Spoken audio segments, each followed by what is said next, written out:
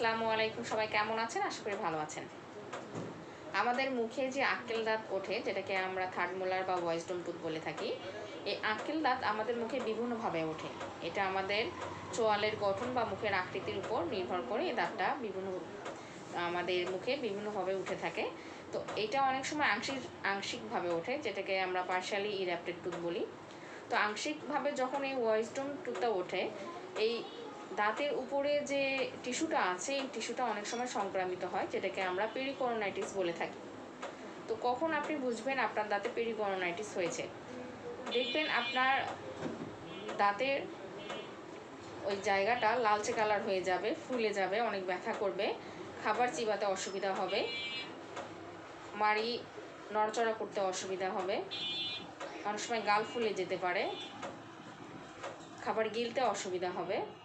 তো আপনার যদি কখনো এ ধরনের কোনো সমস্যা হয়ে থাকে, আপনি অবশ্যই একজন ডেন্টাল সার্জনের সঙ্গে যোগাযোগ করবেন। ধন্যবাদ সবাইকে।